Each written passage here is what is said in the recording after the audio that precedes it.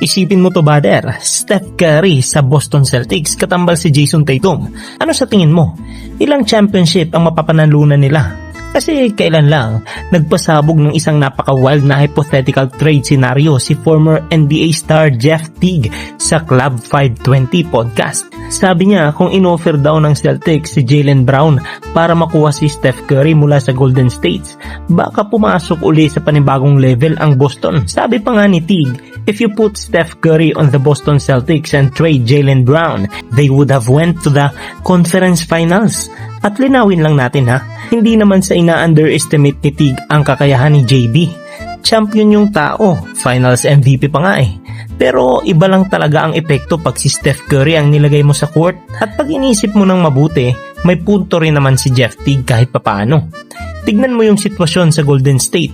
Si Steph nag-a-average pa rin ng 26.6 points at nakakashoot ng halos 47% mula sa field habang gumagawa ng milagro gabi-gabi. Pero ang problema, yung buong team niya nasa mid-30s na. Habang sa Boston naman, surrounded siya ng mga players na nasa absolute prime ng karir nila. Around 28 years old. Imagine the gravity. Pagka double team kay Tatum, bukas si Steph. O pagka screen kay Steph, libre si Tatum sa rim.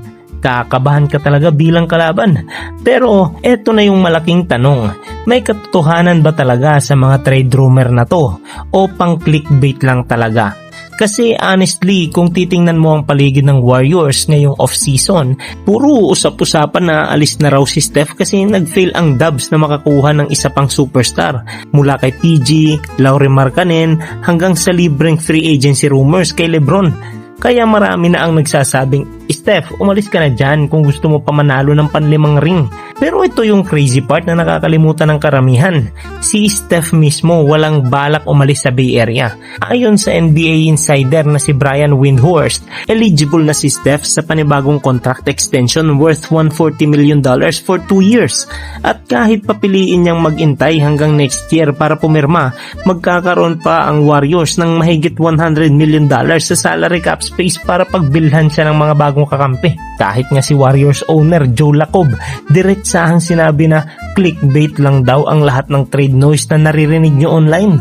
Kaya habang masayang pag-usapan at isimulate sa 2K yung Steph Curry sa Boston Celtics, ang realidad, Stephen Curry is a warrior for life.